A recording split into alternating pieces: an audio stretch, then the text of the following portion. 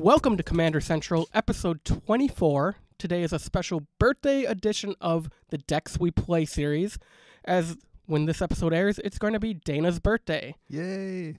So to celebrate, we are going to be reviewing his Glissa the Traitor Deathtouch tribal deck.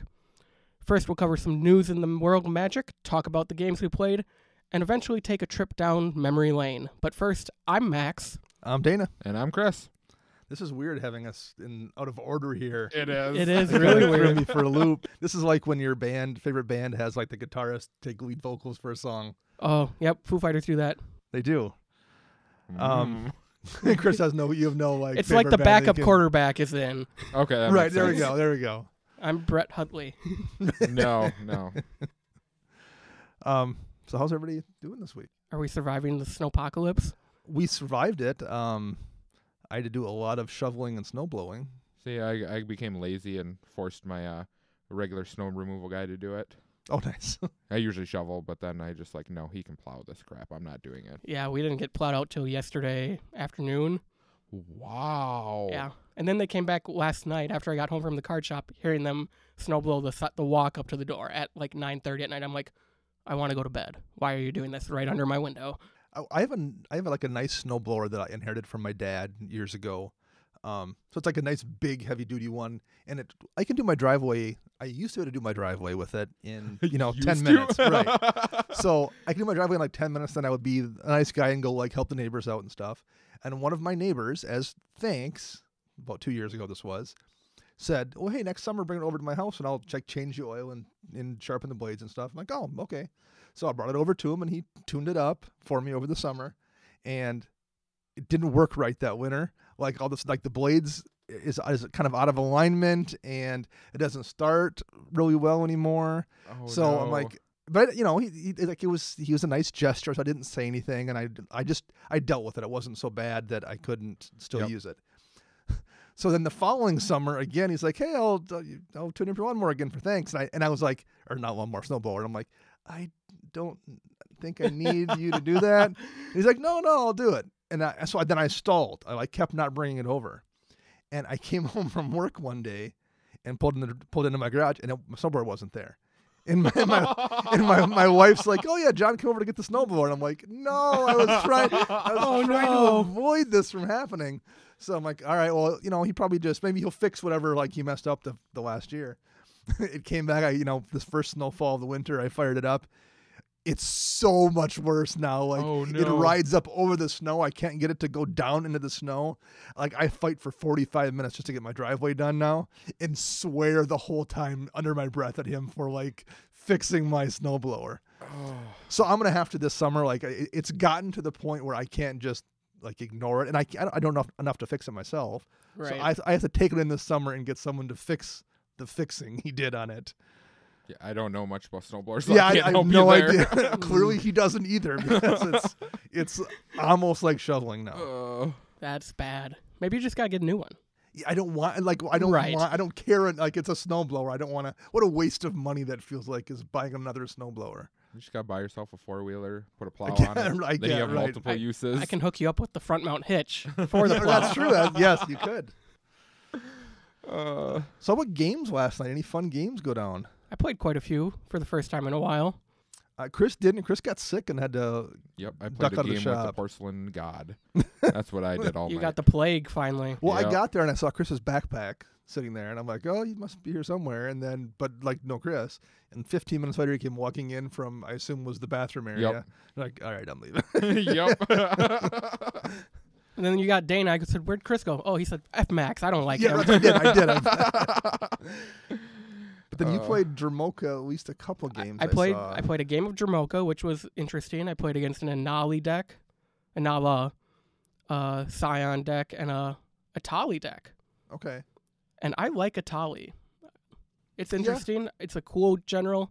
I still think it belongs in the 99, not as the leader, but it was fun to play against.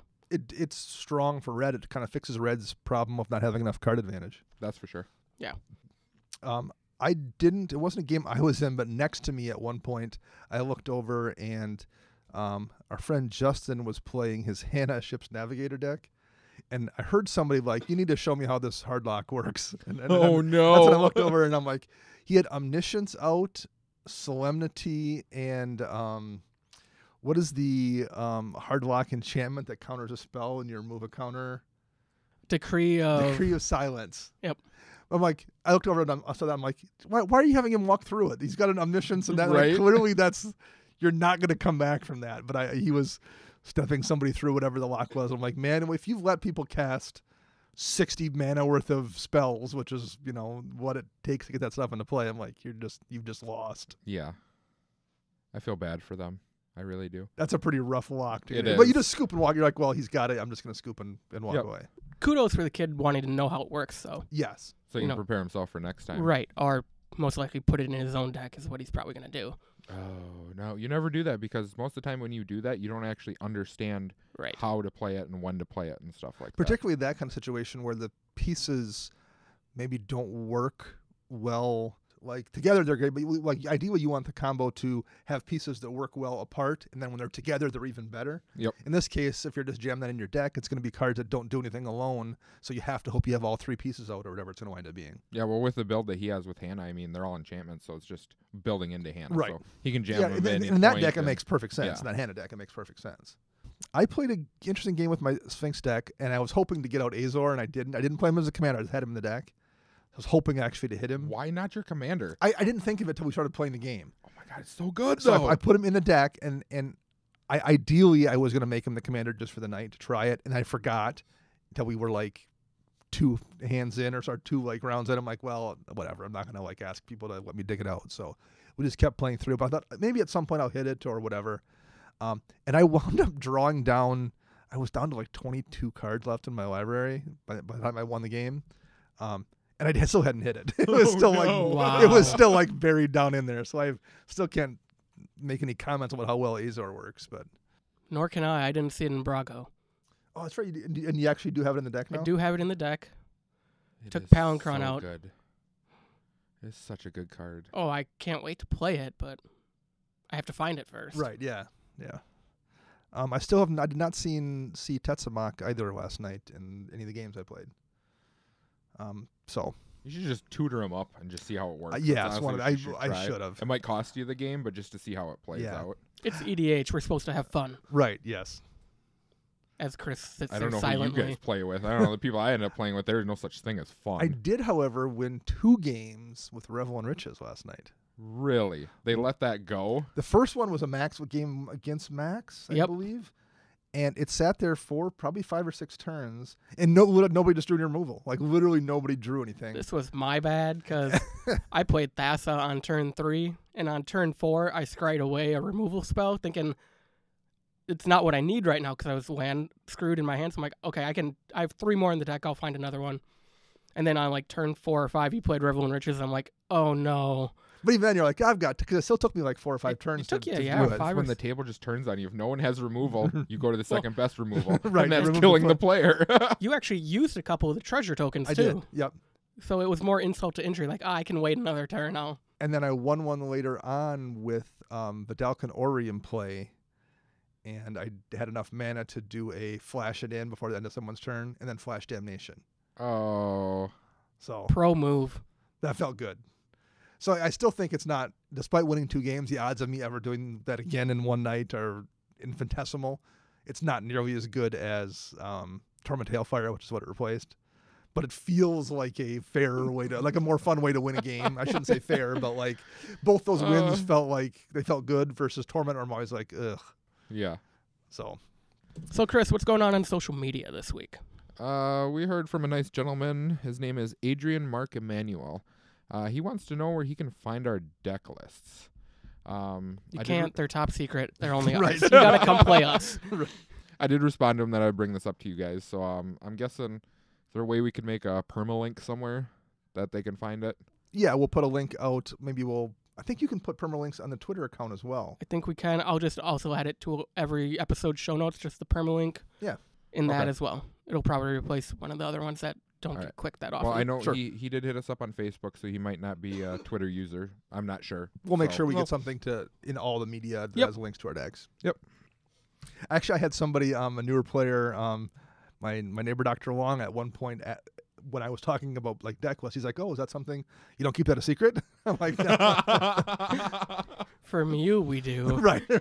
Which kind of makes sense if you're a new player. Like maybe you want to keep your deck, but nobody does. No.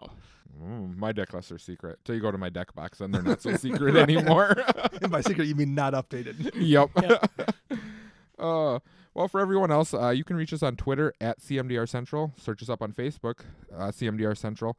Online at cmdrcentral.com, and search us on YouTube at CMDR Central. And of course, we are on Patreon. If you want to support the show, search us up by looking at CMDR Central. So let's get into Glissa the Traitor.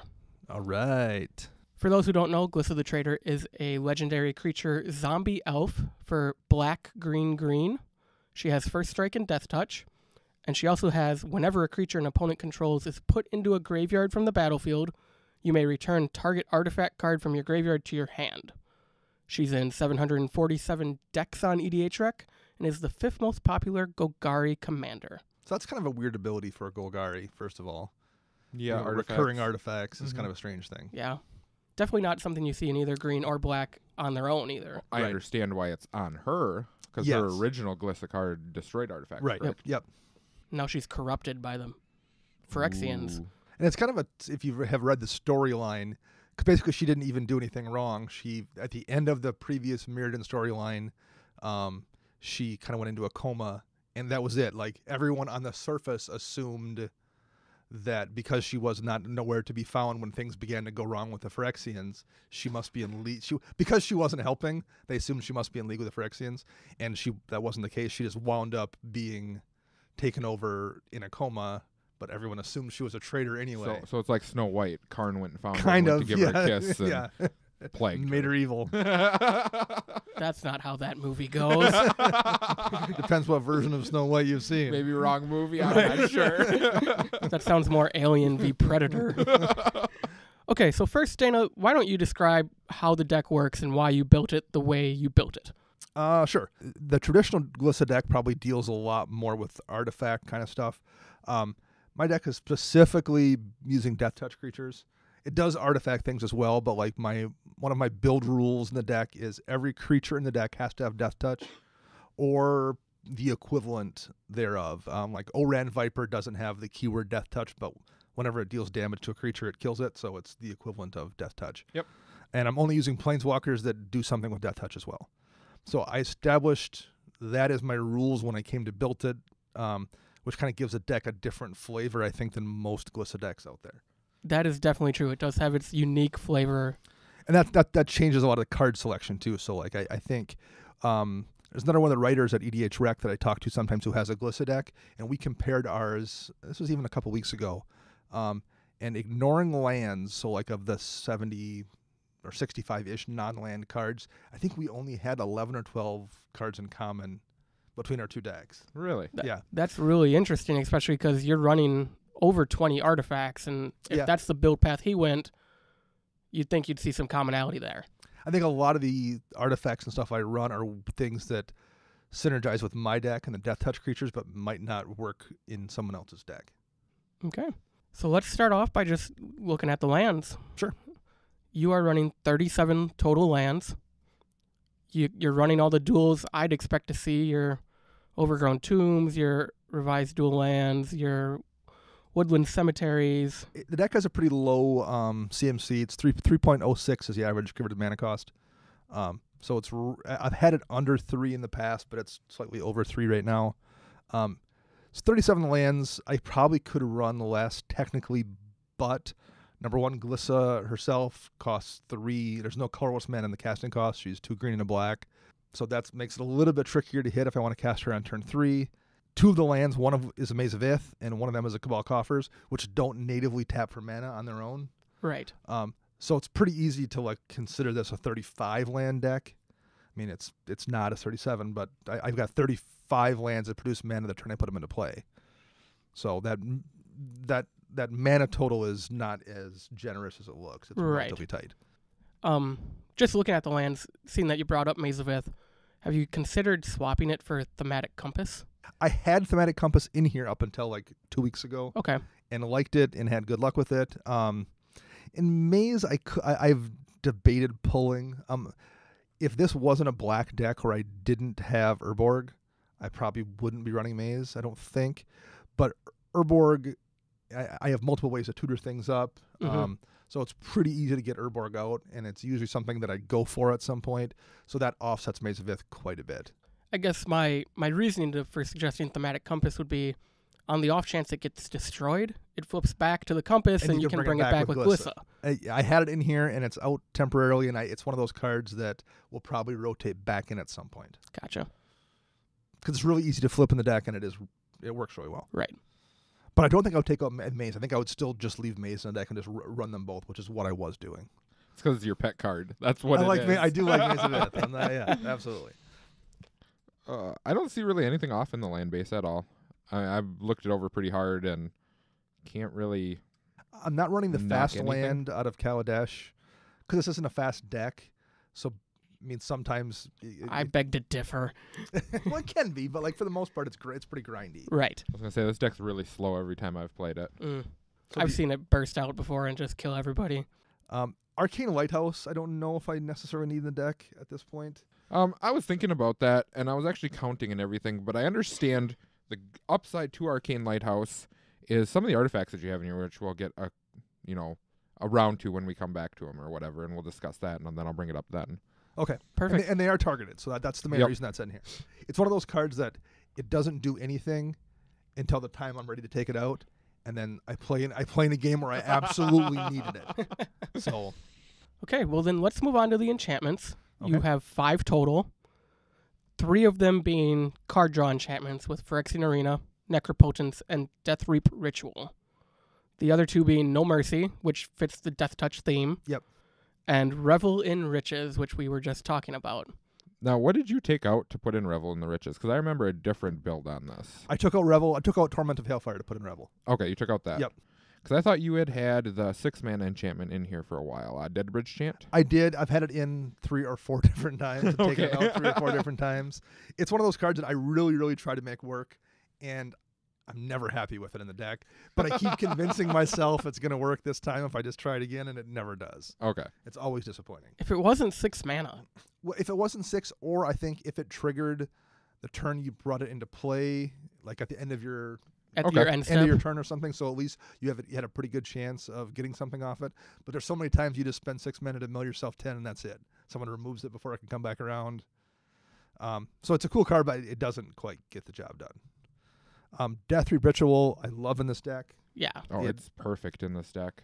It's essentially a second Phyrexian Arena. And Revel in Riches, the one game, the one night I've had it in, because I just put it in last week, so this week was the first time I played with it. It's fine. It was cool. I won 2 games. I don't think it's that good. And this isn't maybe a perfect deck for it, but I'm going to leave it a little bit longer. I just wasn't happy with Torment. Torment. Okay. My one suggestion is, why aren't you running Pernicious Deed? So this is something that no one is going to agree with me on. I don't like Pernicious Deed. Blasphemy. Why? I want to hear his reasoning before I rule here. Here's why. Every time someone's played Pernicious Deed, I've been like, oh, okay, good thing that wasn't an Avengers disc or something else. There's better things that do what it does, I feel like. Okay. You have to spend too much mana, or it sits there and the Rattlesnake effect isn't necessarily that effective. Okay. I just don't think it's as good as sometimes people think it is. I think it was a great card when it came out 12 or 13 years ago, and people haven't updated their assessment since then. They still remember at what a bomb it was at the time, and I don't think it's that much of a bomb anymore. It's fine, but I don't think it's that great. Fair enough. It wasn't in there, and I'm like, well, that's a board wipe. Why wouldn't Dana be running it? And I think if I wanted to run another board wipe, I would just run Nev Disc, which I do run, which is one of those cards that auto rotates in and out, because I can recur that. Yep. So if I had to run one more thing that destroyed a bunch of stuff, it would be that. Okay. Chris, you got anything else on enchantments, or should we move on? I guess I'm going to talk about this Niv's disc thing. Okay. Why not O-Stone over Niv's disc? I really don't know, because O-Stone, I It feel costs a lot of mana to pop. I Yes. understand that. But you can also put fate counters on your stuff, pop it, Right. and especially if you hit it early, because it is only 3 mana to cast. I've never honestly played with it in a deck. And again, it's one of those, maybe you have to play with it for it to feel strong, but when I've played against it, I've always felt like it was kind of underwhelming. Okay. Maybe it isn't. Maybe I need to test it out, but again, I've always felt like I'm glad that isn't a Nev's disc because that would be worse. Yeah, good, just because it pops so fast. Yeah. Okay. All right, let's move on. Moving on to Instance. Oh, Instance. Okay. 6 total. All but one of them is removal. So you're running Beast Within, Deglamour, Putrefy, Sudden Spoiling, Unravel the Aether, and Vampiric Tutor. That's a good removal package. Yeah. And that's been pretty consistent. I don't think there's much that's changed here. I've had Hero's Downfall in the past, and that's rotated out at some point in the last. Yeah, that card's real hit or 6 miss months. for me too. Yeah, 3 mana's a lot, but it hits Planeswalkers. It's a good card. I don't. In this deck, it hasn't been that super amazing, but I play it sometimes. I run Golgari Charm sometimes too, and that's not in here currently and hasn't been for a while. Yeah, I was gonna say I don't think I've seen that in quite a long time. How do you end up dealing with other Planeswalkers with the removal? Since you don't run Hero's Downfall or Vraska's Contempt, and really Beast Within is your only instant speed answer to him. The best way for me to deal with Planeswalkers is creature damage, because every creature I control has Deathtouch, and my commander in particular has Deathtouch and First Strike. Right. It's really tough to block successfully. Yep. So this deck has a little bit easier time getting in on Planeswalkers with creature damage than some other decks do. It's still not ideal though, and that's the reason I sometimes am pondering putting Hero's Downfall back in place of something else. I don't know what, but yeah, I don't know what you should take out for it. I mean, maybe if you can get through with the creature damage, you don't have to worry about it. If they could, if they made Putrefy also hit Planeswalkers, just for me, that would be ideal. No. I think that would be the solution to the problem. Is just let me use Putrefy also as a Planeswalker removal spell. Oh boy. Just put gonna hit artifact creatures and planes. No. There we go. No. Done. Yeah. Decided. And you might as well make it Problem an solved. artifact so he can recur it. Right. I probably could also, and I've been considering this. Deglamour and Unravel the Aether are pet cards of mine. I could maybe just run one and run a Hero's Downfall in that slot. They're so good though. I was gonna say I don't think I could get behind you on that one because I mean, just getting rid of those nuisance cards. There's so never much better. not a target for those cards though. There's always something I want. I want gone, and I want it gone where it can't be brought back easily. Yep. So yeah, like a turn 4 Perforos, and I'm about to make 1,000 tokens. Yes, exactly. That happened turn last 3 night. Ristic Study. Yep. Okay, so let's move on to sorceries. You are running 8 sorceries total. You have 3 board wipes, Damnation, Toxic Deluge, and Decree of Pain. You have 2 recursion spells, Regrowth and Yawgmoth's Will. And then your other ones are Maelstrom Pulse, Exsanguinate, and Demonic Tutor. I think we're both on like the same train as to why he's not running certain cards. Like what? Torment Hellfire? No, Read the Bones, Night's Whisper, all of our pet black card draw cards that we always talk about. I don't have any black card draw as a sorcerer in here, because most of that is there's the enchantments and it's mixed in with the artifacts. Okay, yes. We'll get to that. I went through and I read everything and I figured out why, but I wanted to hear your reasoning on that. this. Is why. Otherwise, I would have had probably Night's Whisper or a few of those in here. Read the Bones for sure, but I'm doing that stuff with artifacts. Okay. Why do you not feel Exsanguinate is a dirty kill like Torment Hellfire? Maybe it's because I haven't hit it lately. Like there was this, and maybe that's probably ridiculous. But like the reality is, I've won probably 10 games in the last 3 months with this deck with Torment to Hellfire, and I've not seen Exsanguinate during that time. For some reason, Torment is a card that pops up, and Exsanguinate hasn't been. Honestly, I think Torment would be better over Exsanguinate because Torment forces them to sack stuff out too. Sure. So it could become another board wipe-ish card. And I could the thought process there was because I was going to remove one of them. It actually wasn't even necessarily Torment that was a problem. I just didn't want both of them in the deck. Yep. Because it's kind of the same card in a way. Like late game when you have Cabal Coffers out, you just win the game. My thought process was Torment of Hellfire gives the person with a token deck a chance to sacrifice 14 tokens and do nothing. Whereas unless your life total is at 75 or something, Exsanguinate's probably going to kill you. Yep. Okay. Good. That great reasoning, and I guess I'd get behind that totally. I could very easily swap out a Sanguinate for Torment, and depending on maybe 6 months from now, I will have done that. I just didn't want to run both of them. So I'm very disappointed in you as well because you haven't gotten on the hype train with us of the. Now I just completely forgot the name. It was in my head. The 6-mana sorcery that returns cards from your graveyard with different Seasons CMC. Pass. Seasons Pass. Season Pass is good, and I would probably consider. I have a nice shiny foil regrowth in the deck. If I did anything, I would take it out for Seasons Pass. But I like this particular deck. I want to keep the curve low on it anyway. Yep. So, and I have enough Graveyard Recursion because of Glissa. Yes. Right. So just getting that one crucial card back with a 2-mana recurring spell or 3 in Yawgmoth's Will's case Right. is a little bit better for me in this deck. Don't worry, Max. We'll get him on the hype train so he stops complaining about Someday. it all the time. And, I guess you're running your Yawgmoth's Will, which is somewhat similar to Seasons Past. You have to cast the cards, but you know what you're going to be casting when you are playing because you can do lands off of it. I mean, I cast Yawgmoth's Will last night in a game and brought back a fetch land, a Wayfarer's Bauble, an Expedition map, an Urza's Bauble, and a Vampire Nighthawk. So I think I had 10 mana available, and I spent 7 of it on Yawgmoth's Will cards and brought back like 6 things or 7 things. Because the curve in this deck is relatively low as well, Yawgmoth's Will works really well in here. It always breaks my back when you do cast that. It's an easy card to be greedy with, though.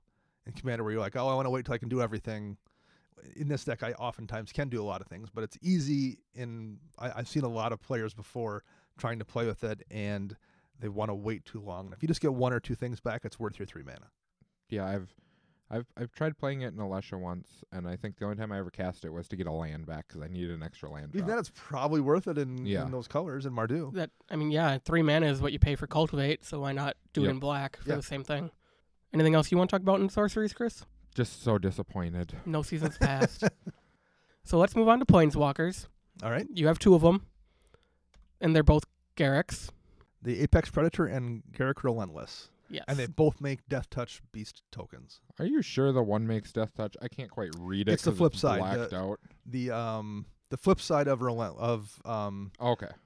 Of Relentless when he flips over into Garruk. I can't even think of the name Makes of it. 1/1 black wolf creature tokens with Deathtouch. Garruk the Veil Cursed. And Apex Predator makes a 3/3 beast with Deathtouch. Okay. And can kill Planeswalkers. So there's a Planeswalker removal spell. That's true. Yeah. He's Deathtouch to Planeswalkers. Just Yes. I've ran the first original Vraska in the deck before. She's not currently in here because she has if you deal damage to her, your creature dies. So she kind of has Deathtouch. And I've been thinking about maybe trying out the mono black, the bad Vraska from the intro deck. From the intro deck. Oh no! Just to try. I actually last night before I left the shop, I bought the intro deck Vraska. I haven't opened it yet, but I'm I'm thinking about maybe trying that one as well. Maybe you'll crack a cool thing in your pack. Yes. Yeah. Well, it's too bad the new black green Vraska didn't fit your Deathtouch theme. I was hoping she is super strong. Yeah, she is. And if I was just running, I could easily put her in the deck, but it's one of the rules I've put in place, and I'm just not going to break it. So. Well, if you do it, and if either of us see you play it, we're going to be like, right, exactly. Blasphemy! Right, exactly. Okay, let's talk about the artifacts. Yep, here comes the big ones. 23 in the deck. 23 artifacts, obviously due to her ability. You need to run a lot of them. And they tend to be ones that have sacrifice effects or do something with the graveyard that I can bring them back. Yep. And a lot of them draw you cards, which relates back to the Read the Bones or Night's Whisper. Yep. Also relates back to Arcane Lighthouse because a lot of them are targeted kill spells type. Yes. Yeah. So why don't we discuss the kill spells first? The removal, yep. So we have Executioner's Capsule, Ratchet Bomb, Thornbite Staff and Viridian Longbow, and Triangle of War. So Thornbite Staff and Viridian Longbow both let you equip to a creature, and you can tap the creature to do 1 damage to a creature or player. But because every one of my creatures has Deathtouch, basically you lets you tap a creature to kill someone else's creature. Right. Yep. And if you have them both out simultaneously, you're a machine gun. Creature, because of the way they're worded, because Thornbite Staff untaps when a creature dies, and Viridian Longbow lets you tap to do damage, you can just kill the board. Yep. Assuming somebody doesn't have Indestructible. So I can just tap to kill something, it untaps it, tap to do it again. So I can. I've seen it numerous times playing in a game with him, and there'll be like a newer player with us or whatever, and he'll sneak one of them in, and I'll see it sitting there. And they'll end up removing something else. I'm just like, oh no, you don't see this coming. We are so boned right now. That actually sort of happened last night. We were playing a game with Steve and Mike, and every turn Steve's like, do you have the way to untap it yet? Do you have the other one? Like, he knew it was coming. He did. He was ready for it. So kudos to Steve for remembering the combo. And Thornbite Staff, which is a shaman equipment and lets you attach to a shaman when it comes into play. I have one shaman in the deck. Vampire Nighthawk, Yes. bizarrely enough, is a shaman. So that's not why he's in the deck. It's just a good value creature. But there's plenty of times I've actually taken advantage of that. The other two would be Executioner's Capsule that we'll mention and Triangle of War. Yep. X-Cap is an artifact that you can cast for 1 black. And for a black and a colorless, you can sacrifice it to destroy a non-black creature. That card rattlesnaked me all night long. It did. In Triangle of War, similar, lets 2 creatures fight. 1 mana, 2 to activate. And when they have Deathtouch. When they have Deathtouch, the Deathtouch creature wins, assuming that it has a larger power and toughness. Yep. But the way Glissa's ability works, when a creature dies, you can return an artifact from your graveyard to hand. Well, you sacrifice one of those 2. Whichever one I'm using, it goes to the graveyard. Something dies, either from the capsule or from the fight clause, because it has Deathtouch, and then that comes back to my hand, at which point I can replay it again for 1 mana, because they're both 1 mana rocks, or artifacts, and do it again. So it's pretty decent, repeatable removal. Right. That I've been dealing with for years. Yes.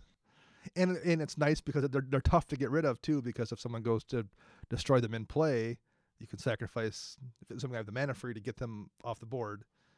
I actually did that last night. I destroyed my own, because there was no targets in play except for my own Wormcoil Engine, and someone went to exile Your Wormcoil? They went to remove the Executioner's Capsule because it was rattlesnaking them, and I used it to kill my own Wormcoil Engine. Oh no! To send it to the graveyard To get the 2 tokens. to get the 2 tokens, and then I could recur at the next turn when something else died and brought the X-Cat back rather than lose it. And then the Wormcoil Engine came back then too. Synergy. This deck is. It is. There's full. a lot of synergy here. The one I always wonder is why Ratchet Bomb over something like Niv Disc? Is it something you just switch back and forth? Ratchet Bomb, I've considered taking it out. The origin of Ratchet Bomb is when I first built this deck, the person I played against the most, Frank. Hi Frank. played almost exclusively token decks. And he still does play a lot of token decks. I think that's all he plays. So Ratchet Bomb, for those that don't know, Ratchet Bomb is a 2-drop artifact that you can tap to either put a charge counter on it or sacrifice Ratchet Bomb to destroy each non-land permanent with a CMC equal to the number of counters on Ratchet Bomb. So tokens, for the most part, unless they're a copy token, have a CMC of 0. So for 2 mana, I could cast this. And kill all the tokens. Sacrifice immediately, kill all the tokens, then it bounces back to my hand. Ooh. So on top of 9 other artifacts in your graveyard, most likely.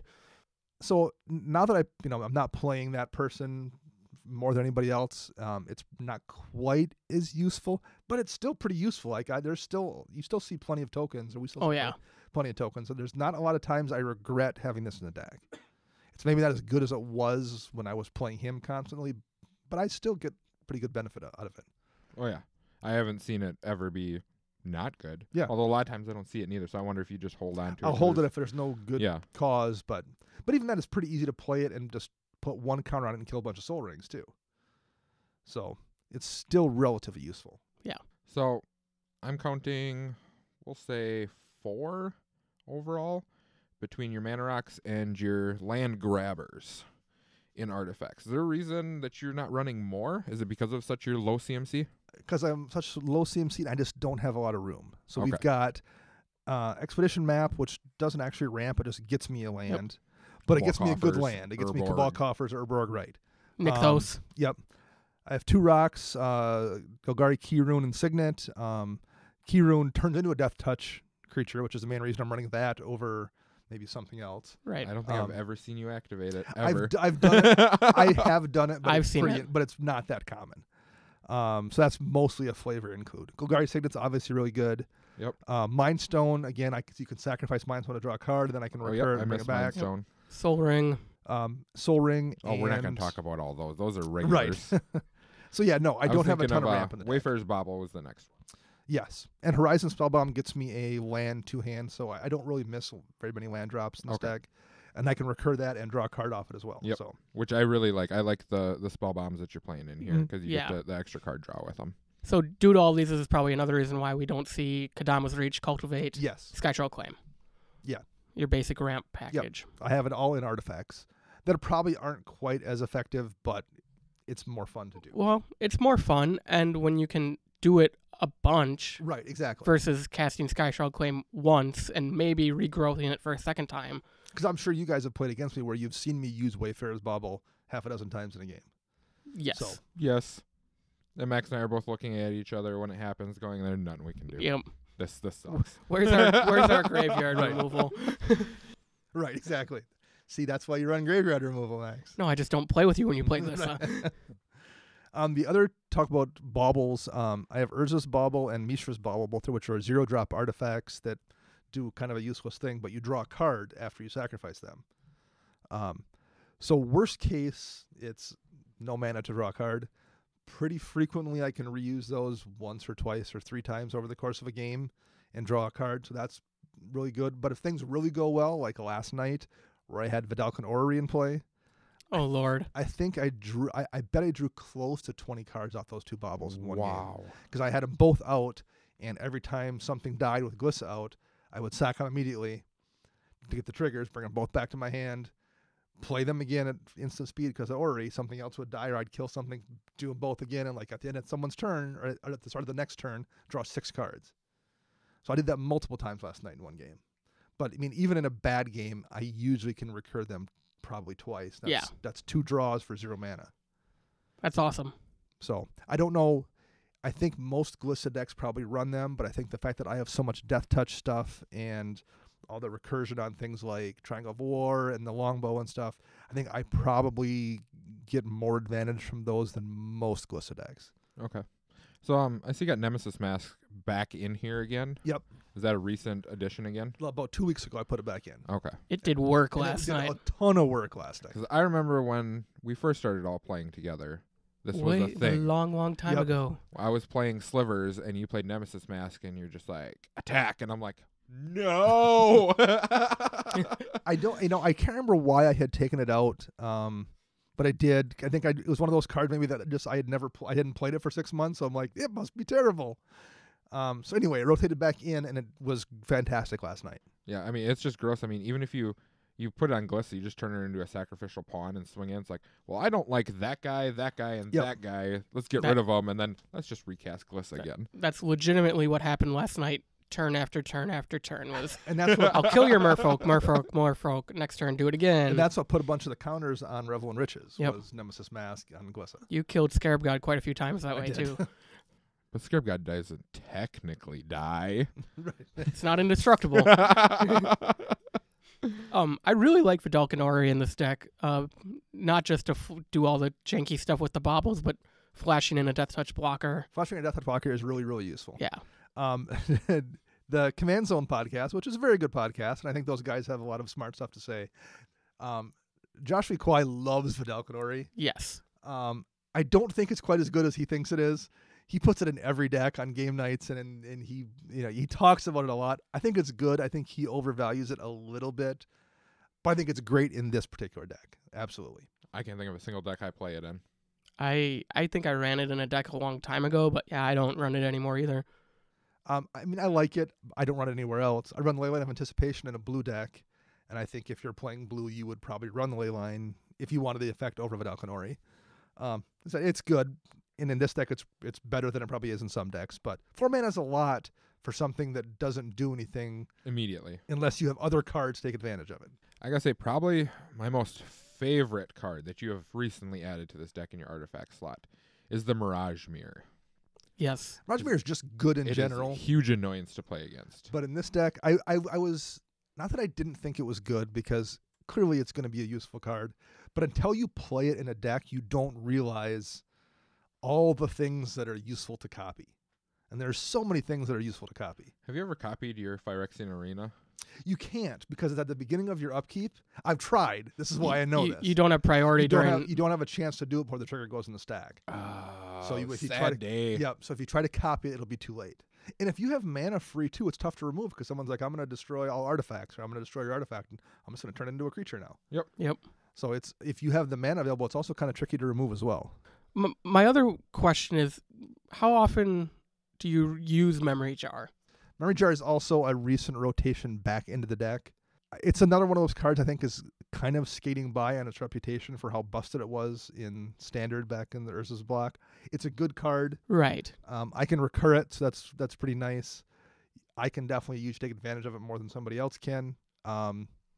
It's probably the thing that will cycle out next for whatever thing I want to add to the deck. Not that it's not good, but 5 mana is a lot. 5 mana is a lot to essentially draw a new hand for the rest of the turn. Right. I mean, if you get to keep that hand, it'd be different, I think, if it was more like a scroll rack effect, but... In fact, I have to use 5 mana for my turn or hope it sits till I can come back around and be untapped. It's good. I just don't know if it's... I think I would probably prefer just a Harmonize most of the time. Yeah. So would this be something, playing Memory Jar over Scroll Rack is because of the sacrifice ability, so you can just recur it again? Yeah, and a Scroll Rack would be good in here too. Okay, I was just curious with because it does have the sack, claws or whatever, Yeah. and you can just recur it with Glissa and shaft people at the same time if need be. But again, that's then 5 mana the next turn to replay it. I mean, I see the downfall of that card going late game. Mm-hmm. So I'm looking for it, and I don't see it, or maybe I'm overlooking it. But you once had this artifact in here that copied lands, and you just land ramped for days with it. So Prototype Portal is a 4-drop artifact, and when it comes into play, you imprint an artifact on it, and then you can tap it for the CMC of the imprinted artifact to put a token copy of that artifact in play. So the assumption is you're going to put some 3 mana artifact or something and make copies of that creature or whatever it is. Generally speaking, I tried to always put Darksteel Citadel under it, so I could just tap it for 0 mana and make a Darksteel Citadel token. Broken. An indestructible land token. But the Tree of Tales, which is an artifact land, or the Vault of Whispers, which is the black artifact land, are perfectly fine as well. It rotated out recently. I think that's what I put in I took out for Mirage Mirror, I believe. Okay, that I can get behind that then. Yeah. And it'll come back in at some point. It's a fun card. It's definitely fun. It is fun to see. Yeah, but I remember the first time you ever did that, I'm just like, wait, no, stop. No, you don't need more lands. No. It is fun. It's fun making artifact lands, and that's a fun way to ramp. I do enjoy that card. But realistically, there's not a lot of other great targets aside from maybe Soul Ring or something, because having multiple Executioner's Capsules isn't that useful since I can just recur it for the most part anyway. So just not a lot of other stuff I want to make tokens of. And if I happen to not have one of the artifact lands out, I wouldn't say it's a dead card, but there's just a lot of less stuff I want to copy with it. Just gotta slap a worm coil underneath of it and go to town. Yeah. 6 every turn to tap it at that point, though, gets pretty pricey. But still, you're making a worm coil engine. That's all right. That's just boss move there. Yeah. And you get the tokens. Right. When someone destroys your worm coil engine token, you get 2 tokens. That's true. Worm coil is the best 3-drop in Modern. The best so 3-drop. You all know. Yeah. How do you manage it in turn 3 in with Tron? With Tron, yeah. Yep. That's why you've got Blood Sun. Yeah, Blood Moon works better. Tron player hates that card. Yes. So I think that's all for artifacts. I mean, you also run Lightning Greaves as a protection for Glissa, is what I'm assuming. Yep.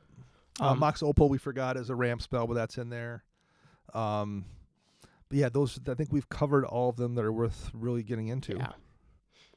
So now we move on to the Deathtouch creatures. Rar, rar, rar. You run 18 of them, and 19 being Glissa. That's pretty lean for creatures. It's extremely lean. I was actually surprised when I was going through your deck. I'm like, he only runs 18 creatures. I feel like I see more of them when you play the deck, but I guess... I do draw quite a bit, so I cycle... Most of my decks draw quite a bit, so I tend to cycle through my deck. That's an understatement. Yeah. I try to cycle through my library as fast as possible to get this stuff out, but yes, I don't have a ton of creatures.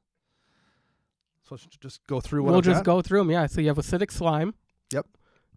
Which is always good. Which is always good. Always a good card. The Deathtouch is just icing on the cake. Yep. Bone Picker. Bone Picker is in here because it's got flying. I don't have a ton of flyers. Deathtouch Flyer is useful, and pretty often I can cast it for 1 black mana, which is a pretty good value as well. And you might be one of the few people running this card in an EDH deck. Commander, probably. You have Deathbringer Cockatrice, again, flying, Deathtouch. Which is probably used less frequently than Bone Bone Picker. Picker. even. I remember the first time you played this card, I looked at it, I'm like, really? Really? Of all cards? But it's good. Like, having a Deathtouch flyer is useful, and I can yeah. also throw the Viridian Longbow on it if I need to. No. We have Gonti, Lord of Luxury, so Deathtouch, and then its cool ability. Yep. You really don't have ways to abuse its I ability, which is okay. I'm fine with that. We get enough of that shenanigans at our shop. I was going to say, there's enough of those decks running Yes. around. Grave Titan. Grave Titan, who has Deathtouch. The zombies don't. The zombies don't, But he does. but he does. I need a beater. I need some way to get some damage through, because that's the big problem this deck has is winning. I can stay in most games, but it's trickier to close them out. And Grave Titan is one of the ways I frequently do it when I've ground it down to the last two people. Grave Titan's won me a lot of games. You have Hapatra, Vizier of Poisons. Hapatra's probably the one closest to being rotated out of the deck right now. She doesn't have Deathtouch. She doesn't. She makes Deathtouch Snakes. So So the reverse of Grave Titan. but when I put her in the deck, I also had Black Sun Zenith as a board wipe at the time, and I no longer have that in the deck. But even with Black Sun Zenith, there was a couple of times when I'd have her out, and I'd Zenith for 7, wipe the board, and make half a dozen snakes or something. But even that didn't happen that frequently. Right. And with it gone, she's been pretty lackluster. 2 mana helps her being only 2, but she's probably gonna get. I think rotated without out. the Deathtouch tagged on her, it's probably Yes. harder to play her. Yep. Yeah. Your next one is Harvester of Souls, Deathtouch demon that lets you draw cards when you kill stuff. Yep. That's always handy. Hornet Queen, flying Deathtouch, and it makes flying Deathtouch Hornet Wits.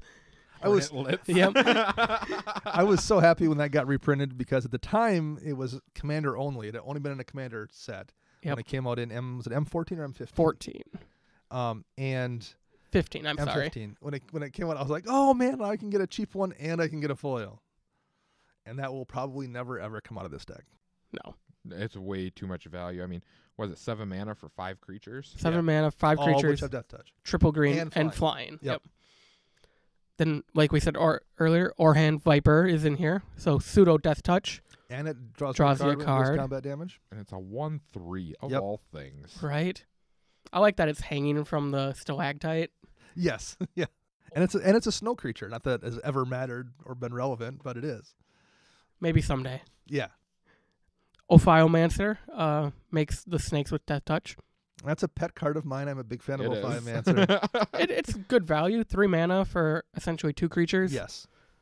Uh, And if I happen to have Skull Clamp out, that's just gravy. yes. Skullclamp should be banned. It's another card. Skull Clamp in a deck that makes tokens is insane. It's gross. Yeah. You have to destroy it immediately. Ronus the Indomitable, one of your newer additions. And Indestructible Ronus has been great in this deck. Yeah, this is probably another way you can get the beats through, because you can Yep. pump your other creatures, whether they're 2/2s or a 6/6 Grave Titan.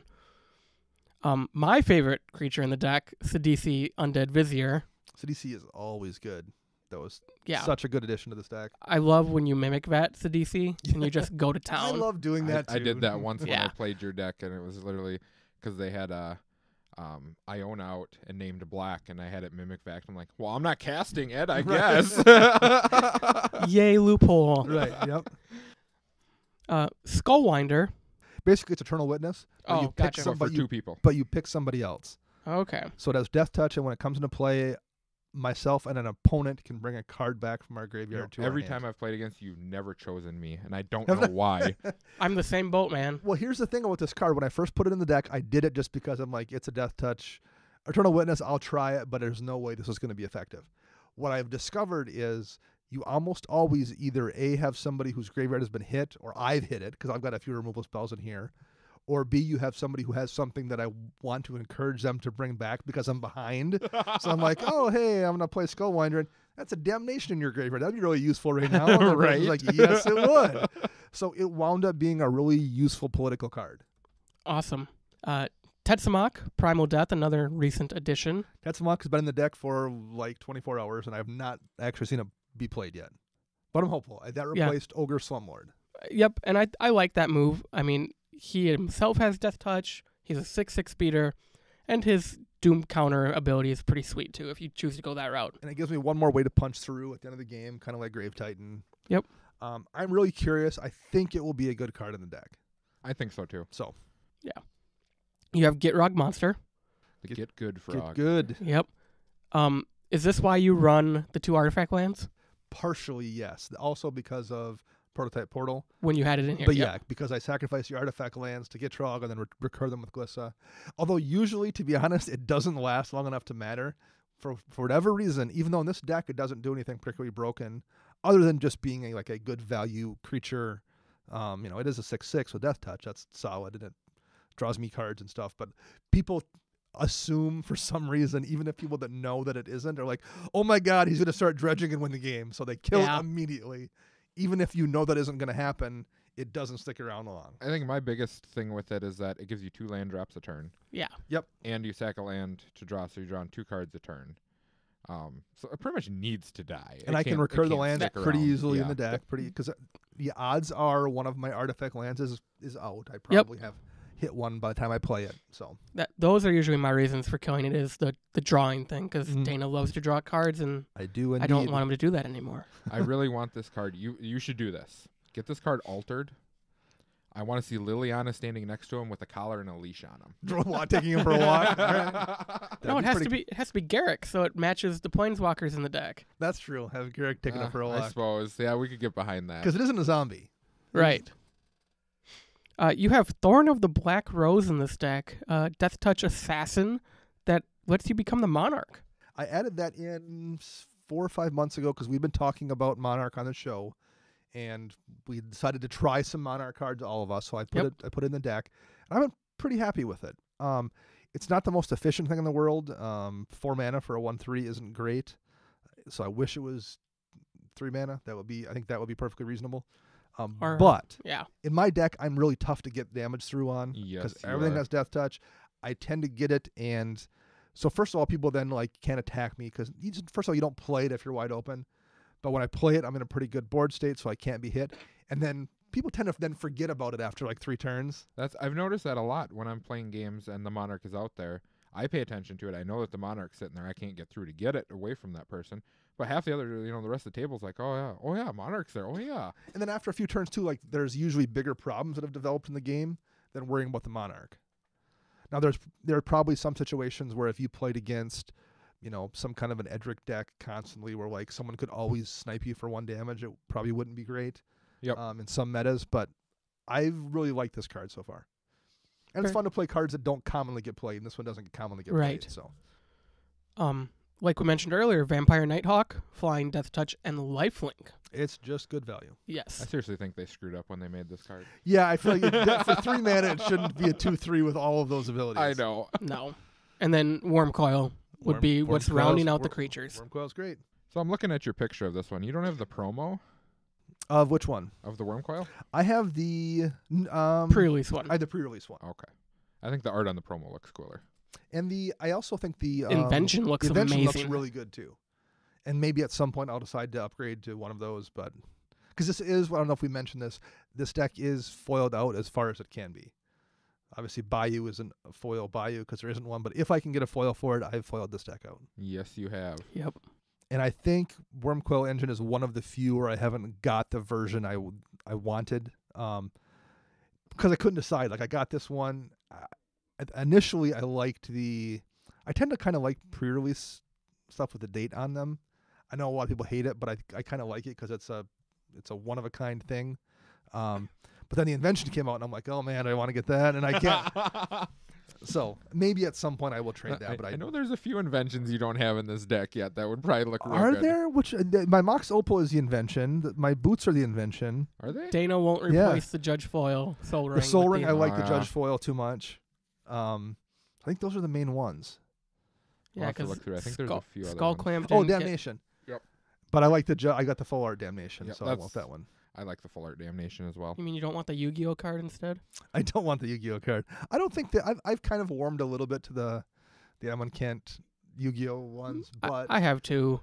But But there's just the far out one looks so good. There's just no reason for me to even consider it. Maelstrom Pulse would be the other one that comes in a Invention Masterpiece type Oh, card. that's right, it does. And I'm running I think the Grand Prix one, which is so pretty because it actually has the Grand Prix watermark on it. I like watermarks too on cards.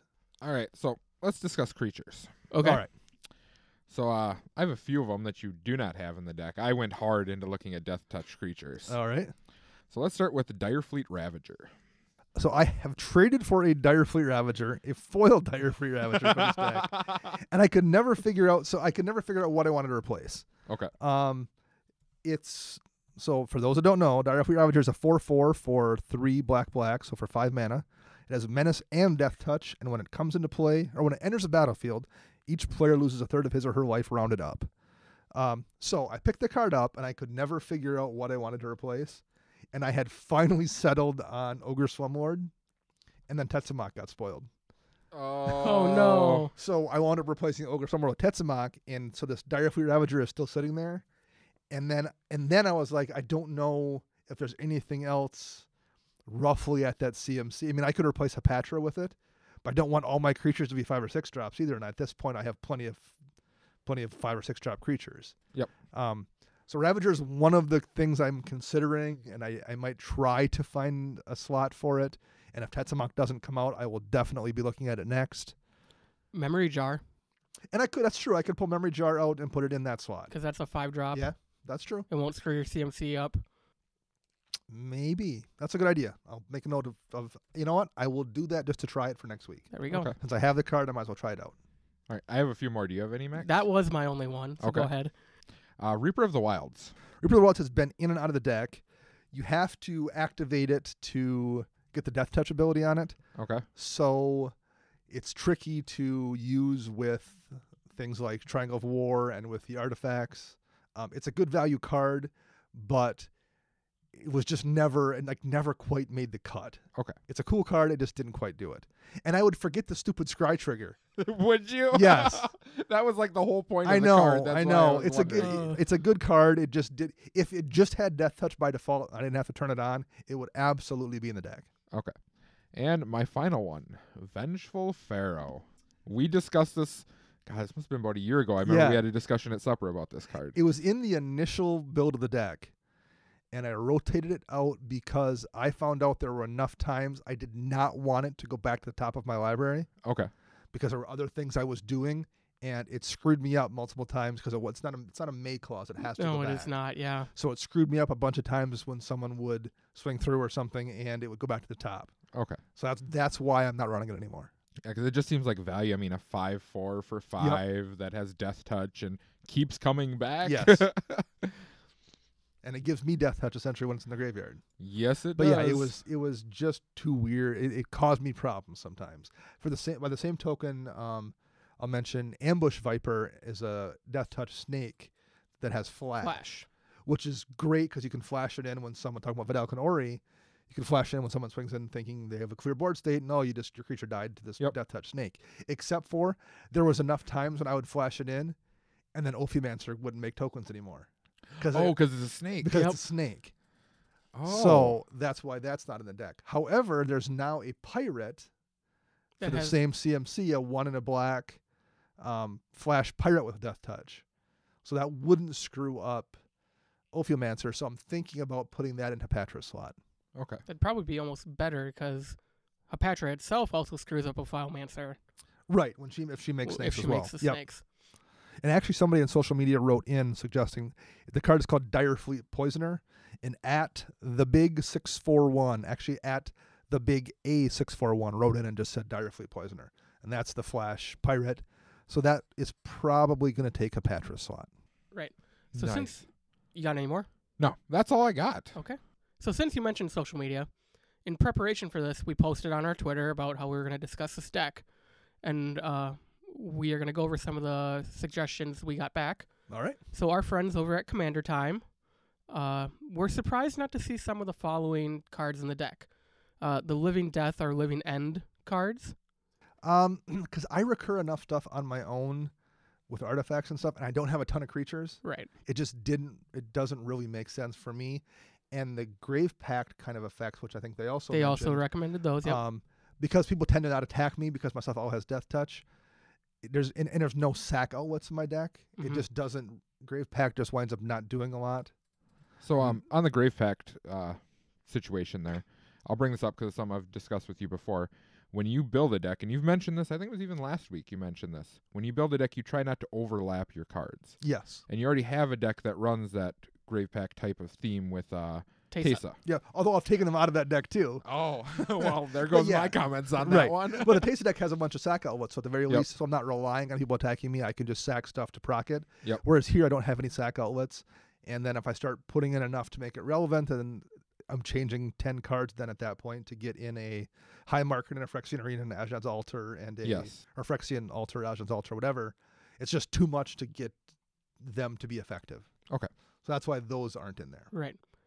They also recommended some creatures, Hornet's Nest being one of them. Hornet's Nest was in the deck. It went in the... So see, I log all of this stuff in a spreadsheet. Yes, I you have do. seen this. So Hornet Nest went in the deck July 15th of 2014 and came out October 30th, 2014.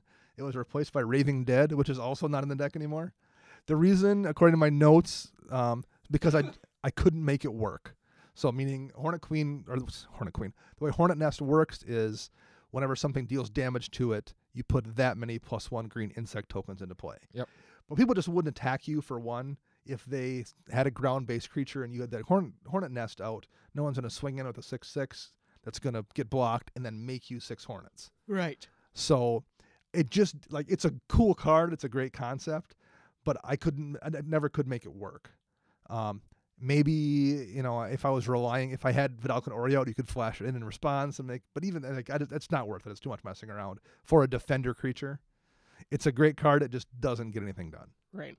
The other one they mentioned was the Thrid Gorgon. Wow. Zathrid Gorgon was also in the deck. Is that the one that when it ETBs it kill or monstrous that kills all non-Gorgon creatures? No, that's Hythonia the Cruel. Yes. Because I know there's one of them I looked at that had Deathtouch too, and I was like, oh, this looks good. And I'm like, oh, wow, that costs way too much mana. Yeah. And actually, that's kind of the problem with Zathrid Gorgon. It's 5 and a black for a 3/6 Deathtoucher. And then you can spend 2 and a black to put a petrification counter on a creature, which gives it defender. It makes it an artifact, and it turns off activated abilities. So I played it for a while, and there were times when I would like put it down late game and have a bunch of mana free, and I could shut down a couple creatures, and it was good. There were also plenty of times when 6 mana is a lot for a 3/6. Right. That I didn't have any extra mana to do anything with, and then someone would just remove it before I could do anything. Yep. It just didn't. It was good in the initial build of the deck when everyone else's deck building was a little bit raw, but at this point it just doesn't quite do enough, which is a shame because it's a really cool card. And if it cost a couple mana less, I would for sure be running it. Right. But 6 is a lot. The final one they mentioned was Turntimber Basilisk. It's 1 and 2 green, has Deathtouch and Landfall.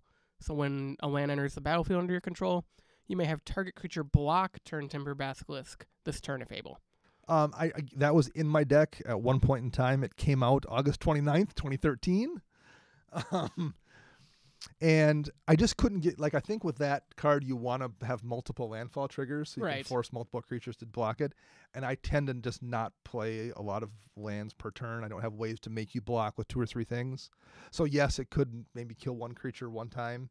That's just not enough. And Nemesis Mask does the same thing. Right, yep. But it forces it to happen. Right. Yep. And he can recur Nemesis Mask. Yep. Yeah.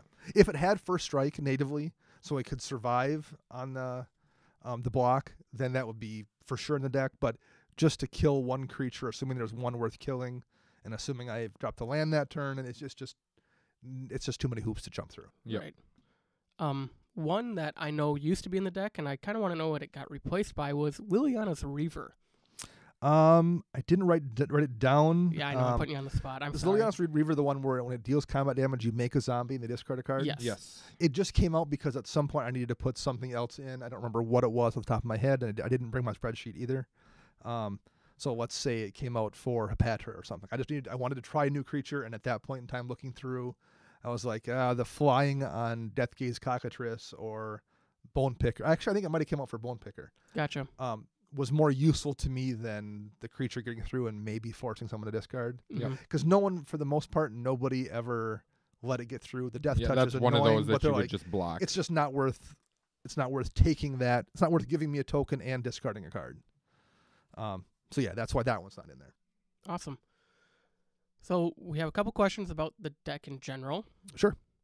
So you've made tons of changes to this deck. Yes. How close is this version to the original V1 Glissa? Man, so V1 Glissa, when I first made it, did a lot less artifact recursion. I had 28 creatures in the first version of the deck, including stuff like Thicket Basilisk out of Revised, and just a bunch of bad basilisks. Scraping the bottom. Anything that had Death Touch, I had almost every Death Touch creature in the game was in the deck at the time.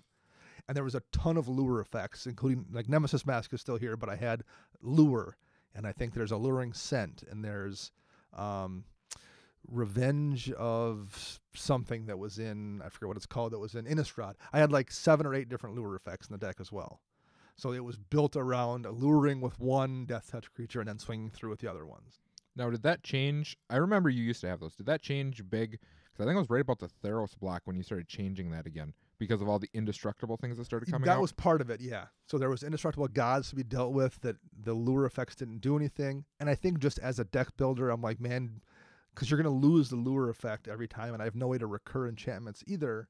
So there was enough situations where, okay, I'd kill 2 chumps that no one cared about really, and then lose my creature and lose the enchantment. It just wasn't worth the investment of resources. Okay.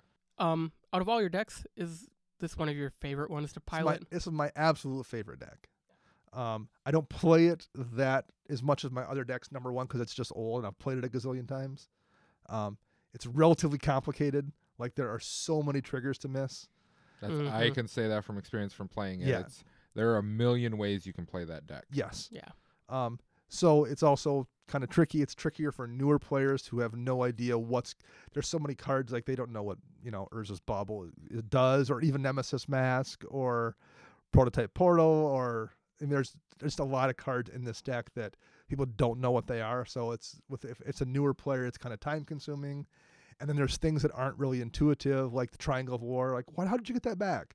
Well, your creature died and my commander was out, so it came back to my hand and I replayed it. And Yep. you can do that repeatedly? I'm like, yeah. So I don't play it as much as I do, but it is absolutely my favorite deck, both because it's a challenge to play. It was fun to build. It's unique.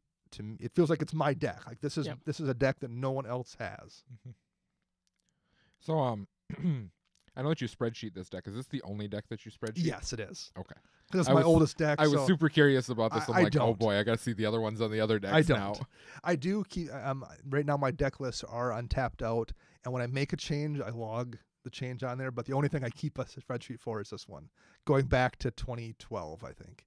6 years. Yeah. Wow. I've thought about doing that, but I tried originally when Dana showed me this, and I'm like, okay, I can do that. And then it just I have a hard enough time keeping my tapped out accounts updated. What kind of person does that?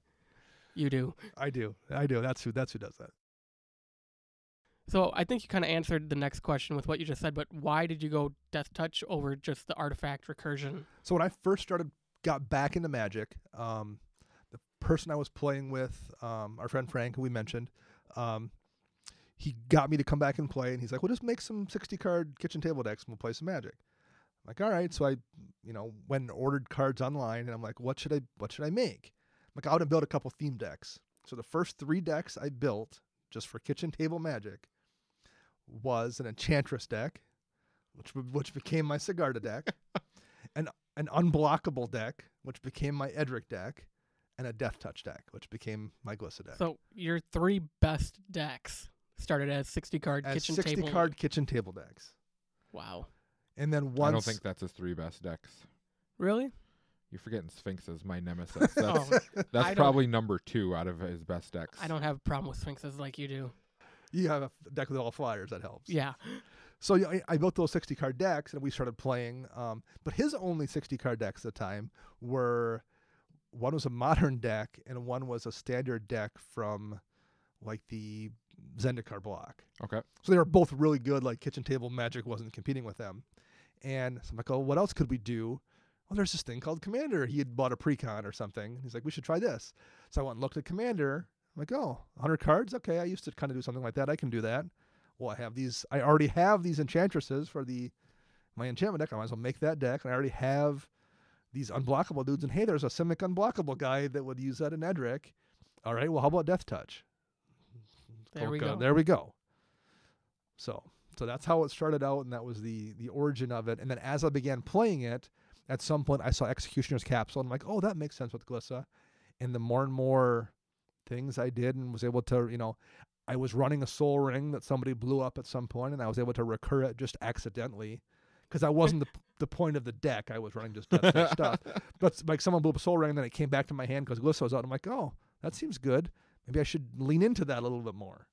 And then I would look online and start, talking to people and see how there actually are other Glissa decks out there. And so I got some ideas from those decks. But yeah, that's where it came from.